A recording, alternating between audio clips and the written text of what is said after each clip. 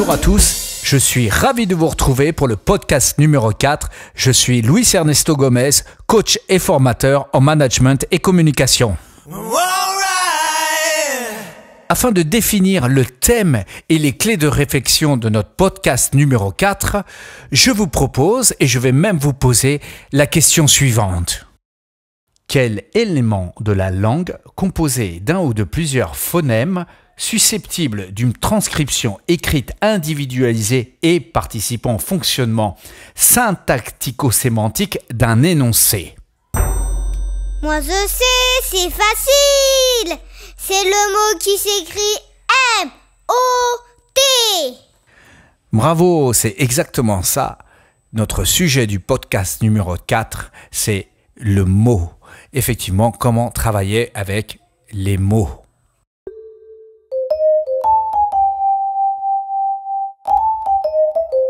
En premier lieu, nous allons définir le mot, puis ensuite aller un peu plus loin dans son histoire, puis découvrir, évoquer les mots sur le mot, et enfin, nous allons nous poser les questions suivantes. Où trouver les mots? Pourquoi mes mots? Comment les utiliser? La première définition, je l'ai tirée du Larousse. C'est la question que j'ai mise en introduction de notre podcast. Et ensuite, le mot est défini par un moyen d'expression orale ou écrite.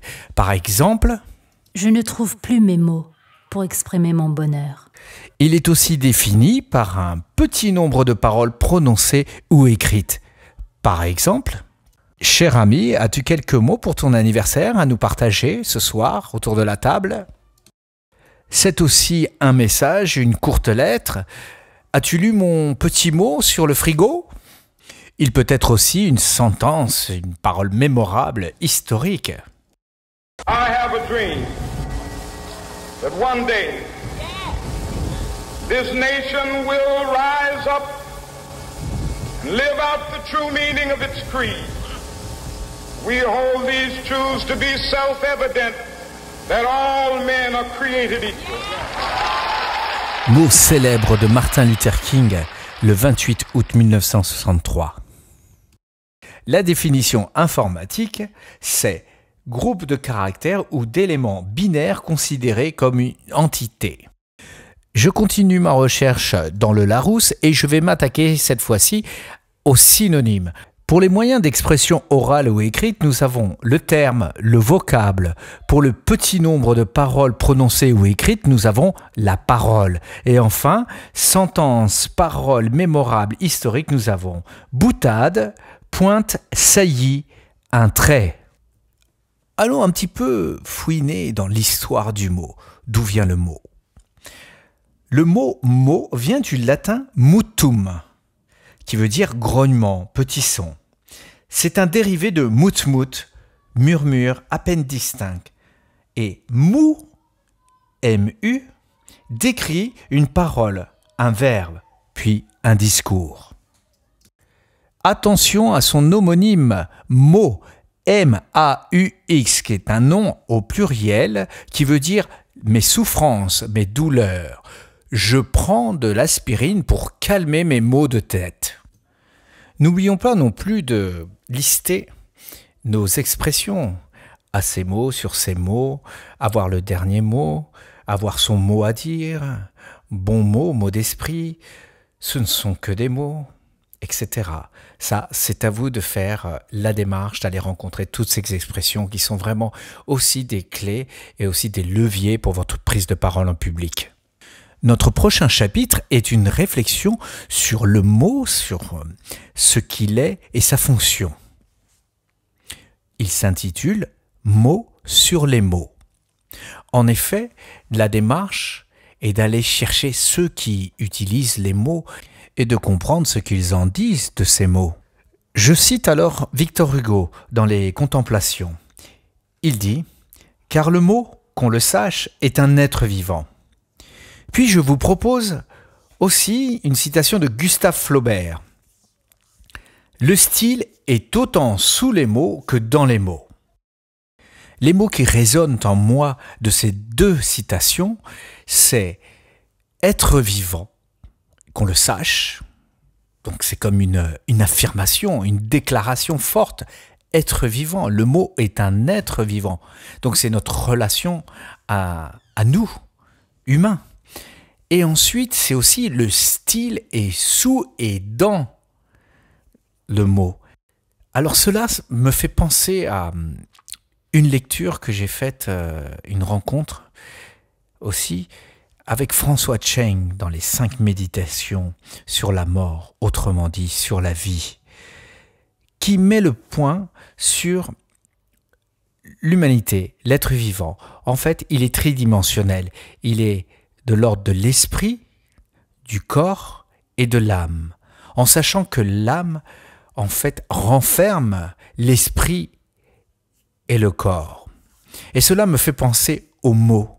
Effectivement, le mot a ce côté donc de la connaissance, de l'aide à l'expression, mais aussi de la trace, mais aussi de ce qui est indélébile, du style, de l'identité.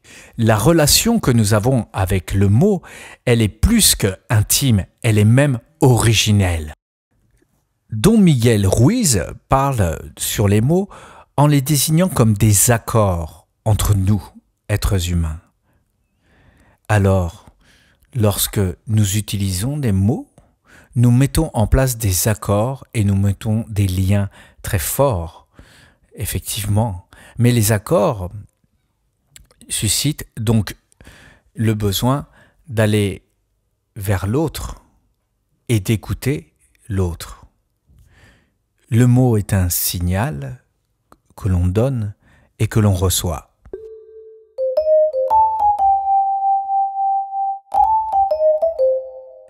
Les questions qui me viennent à l'esprit maintenant sont: où trouver les mots? Pourquoi mes mots? Comment les utiliser? Les mots, en fait, sont un peu partout. Si je me mets en perception optimale, je déploie mes antennes. Je vais lire, je vais entendre, je vais écouter, je vais comprendre. Ça veut dire que je vais avoir besoin d'un dictionnaire, je vais avoir besoin d'un roman ou de la poésie. Ainsi, je vais ressentir toute l'émotion que peut porter un mot.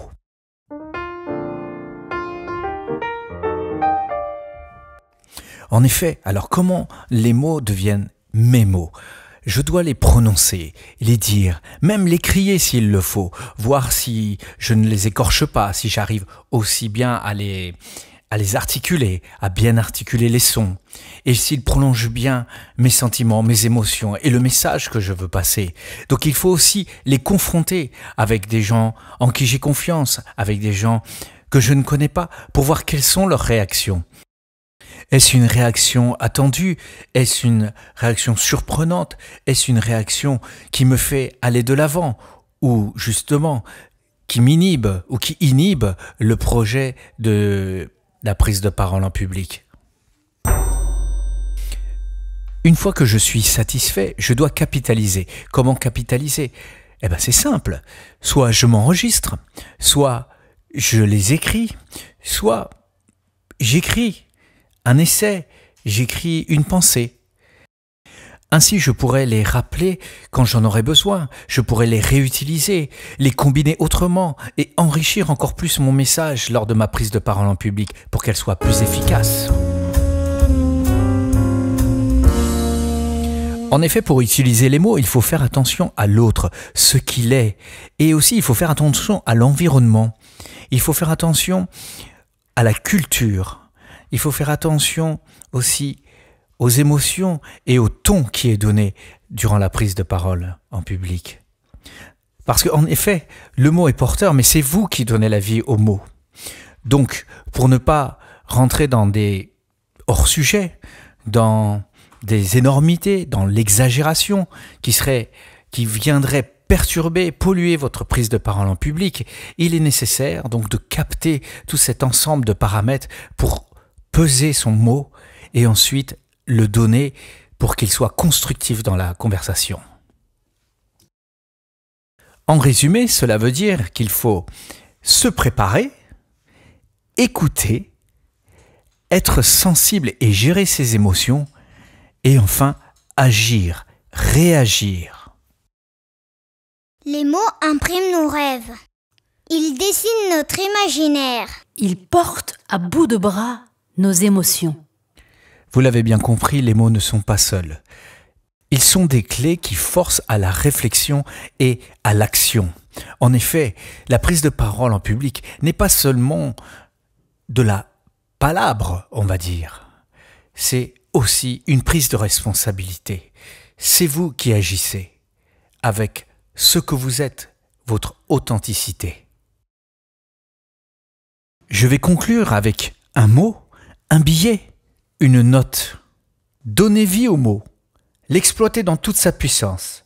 C'est transmettre cette essence qui affirme notre unicité et revendique ce qui nous lie à tout, à la vie, notre humanité.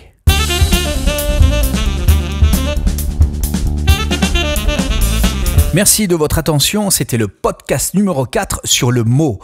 Je vous rappelle aussi qu'il est possible de soutenir notre action, de soutenir la production de ce podcast en achetant le livre pédagogique disponible sur notre site cesprod.com.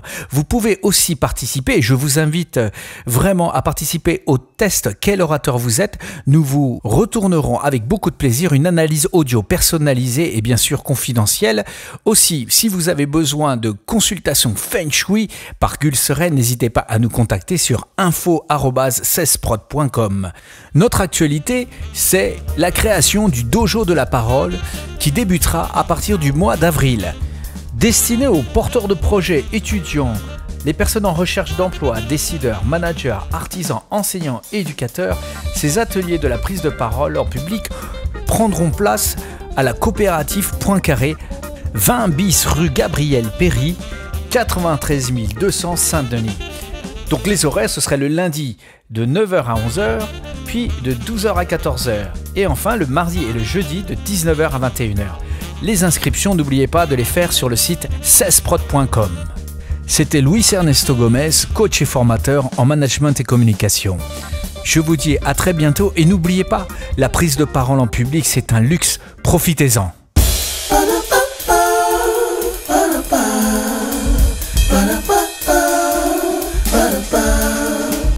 Pour nous soutenir, n'oubliez pas de rajouter un like en bas de la vidéo et de nous retrouver sur tipeee.com. À très bientôt, merci.